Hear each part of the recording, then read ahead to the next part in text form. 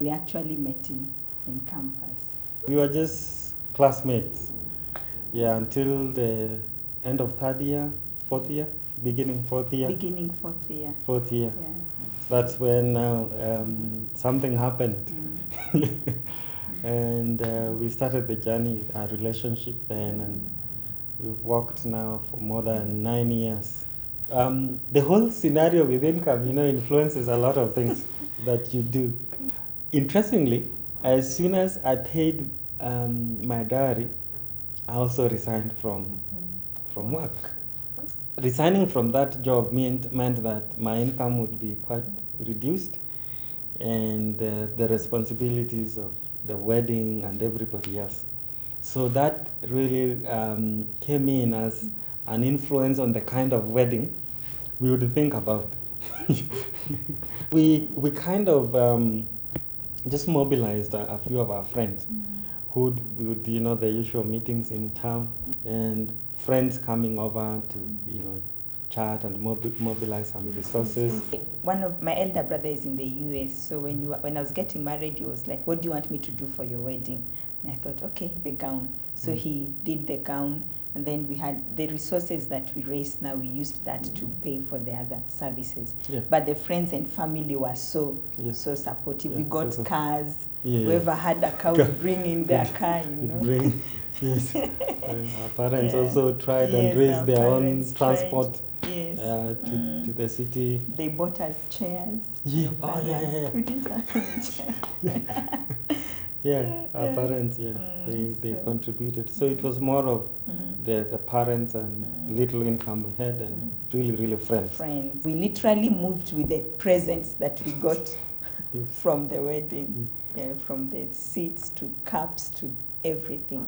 When we were courting, he used to live at his auntie's place in Langata. So whenever I visited, he'll make sure he's packed everything for me. So we got married, and I'm thinking, hey, okay, now that he'll still pamper me. So you all arrive in the evening, so you're expecting, we've arrived, both of us, so we need to, all of us, should just be doing something. Then I realized, he would arrive, and now he's seated, he's relaxing, he's waiting. So it took a while for me to really get used to that. I would be like, please, I'm tired. Let's just go and help each other in the kitchen. So I had to talk to our best couple, and they were really supportive, and they had to help me realize now this is marriage and the expectation. Sometimes when you're getting married, you have expectations, and not all your expectations will be met. And sometimes you have to reach an agreement. Somebody has to calm down sometimes to be able to move forward. I think for me, I had to sort of realize, yes, this is my husband. And when I serve him, he enjoys, he really feels good when I serve him. And I think from that time, I taught myself to just serve him. And it's been amazing. I enjoy it. I don't even complain. It's just amazing. I tell myself I have one husband. So this one husband, I will take good care of him. So his love language is appreciation. He feels good when you appreciate him. He gets motivated even to do better. So that I really try to just appreciate him. Even when he gives me money just for my upkeep, I say thank you. I never stop saying thank you and just telling him how I appreciate the much he's done, because I cannot take it for granted. Not every husband does that. My wife's language of love is the sense of touch, and when you're walking, you need to hold hands together, and I'm this one rigid pole. Most of my life has been in the village. And so in church. This kind of holding hands is foreign. In the early days, that was a big problem.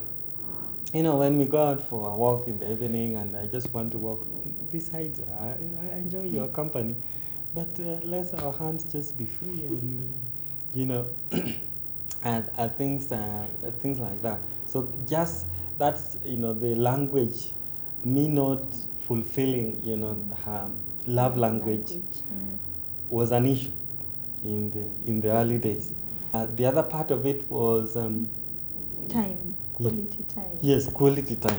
And it's still an issue. Yes, and I don't want to give an excuse, but I think nearly 15 years has been mostly in school and lots of work with research, and that's an excuse I should not give. Sometimes I come back and I am so tired. Even a drop of a coin on the ground makes my head ache. But on arrival, my wife wants 110% of my time, my year, my everything, my focus. And for me, that moment in time, I just want a moment of silence. My wife doesn't wait for 10 minutes, me to just, slowly begin to, no. So by and large, sometimes I come and do not turn on the TV, because usually that's what, again, just keeps your mind off. So once in a while, I'm learning to just, when I come, I just listen. Sometimes even if I'm not responding, but I'm focused, looking at her, sometimes nodding, although sometimes when she asks me the following day, did you hear what I told you last night? I'm like, Wendy, you have not told me such a thing before. Because sometimes I'm just trying to make sure that I satisfy, that part of, the love language where she needs to be a listening ear and just time together. So sometimes I do it, but passively. But it's a learning process.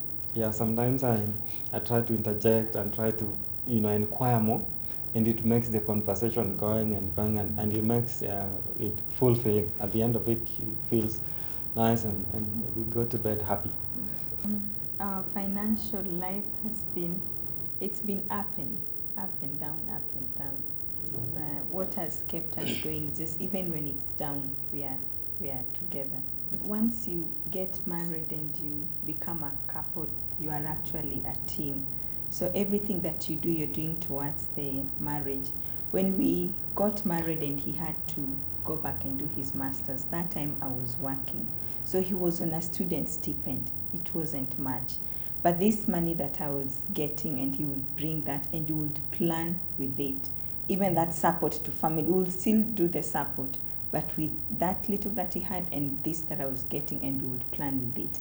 Then he finished his master's, worked for a year, and that time I rested because he was working. And then we went to Australia, and we were there he did his PhD for 4 years. It was full time.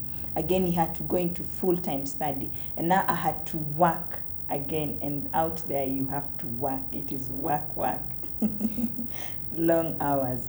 But I had to work, and that money would come, and we would plan, we would have goals. We're going to do this, we're going to do this, and that. So when that money came in, it wasn't even my money, it was our money. We would plan with it. So it's basically just helping each other out. When I'm able to, and I'm able to work, and the money is coming in, plan with it. When he's able to, and the money comes in, plan with it. Yeah. She has a pin to my phone. She has a pin to my M-Pesa. She has like if my phone shuts down now, she turns it on, she will be able to go through all those stages and everything. So she can easily, I can give her my ATM to go to town and do whatever there and she needs. And I think that openness really helps, because there comes a time when these things actually boil on to the whole relationship. Yeah. Because trust is not one hollow thing that is confined just to certain things. It is the wholesomeness of your relationship, including the openness with your finances, things like your phone. All these cement the trust. So if there are certain things that you keep secret, somebody will not know what else is secret. Yes. So these things really help, and I would encourage people, as much as they can, to be open, because this is what really cements the relationship and build on the trust. If you're open, God forbid, but you've ended up with some issues where families have done investment and either the wife or the hubby doesn't know, and when things happen, then that's when we try to resolve issues that need to have been resolved. So my take of it is that doing that is like balkanizing, like fragmenting the whole marriage relationship. So if you can be able to, have investment, joint investment, and these things are open. We have to reach a level where we build that trust, and where we also take responsibility, so that when he entrusts his resources to me, I also just take responsibility and manage the resources well, and just be accountable. That's why it's very comfortable with me having his PIN, because he knows I'll be able to account for every shilling, and because I know the way our income is coming in, even when I'm spending that money, I plan myself. Yeah. So. Sometimes my wife manages until I feel like she's too stingy. I'm that, sometimes for me, my life is really extravagant. I can easily get into impulse buying and all these things. Generally, sometimes I think like if it's expensive, probably it's more durable, that kind of a thing. So I end up buying or looking for things that probably are more expensive. And that's, I would want to buy clothes in probably Nakumat or, all these kind of shops. But she wants us to go to toy market. Yes, toy market. Yeah, and so there's just those subtle differences in terms of opinion. With that money I'm thinking, with this I can go get fish from wherever the corner and buy this one. I'll be able to get the veggies from. With that amount of money, there's so much I will do with it, and still even bring more than what you would have brought on the table. So we still fight about that. Yes. Came with a djembe. He bought it from Nakumat, and when he arrived at that, I saw the djembe. I was like, wow, that's a djembe. So how much was it in Nakumat? And I'm trying to think, how much would they have bought it at the hardware? Maybe you would have saved the little shillings. But he argued it out and said it's almost the same price. But I'm not yet convinced. I'm still planning to pass by the hardware and just find out how much a djembe is. So that's how different we are sometimes. Yeah. But in the long run, he benefits. Because now when I save on this money, then it's able to sustain us through to the month, and he enjoys it too. I think open communication is really central, where you live your life as an open book to each other. You're vulnerable before each other, and you keep each other in the knowing of what's going on in your life. Because anything that you actually assume is what can begin to bring a dent in the marriage. So open communication is very, very. In our marriage, my husband has been very protective and supportive of me.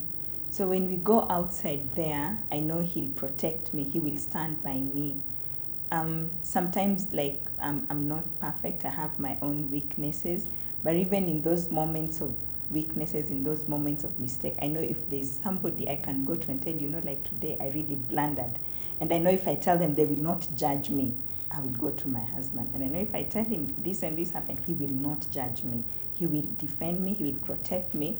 But he will also help me in my weaknesses to become a better person. So that is really, really important. When you come outside, then when people see you, they see you as a team and not as one. And normally that's how, when you leave that as a loophole, that's when the issues with in-laws starts coming in and friends starts coming in, because already there's a loophole. But once you close that door and they know these people, they're one, they are together. You cannot go to the husband and tell the husband something about the wife, and you cannot go to the wife by the side and tell something to the wife about the husband. They are one. That just makes a whole difference.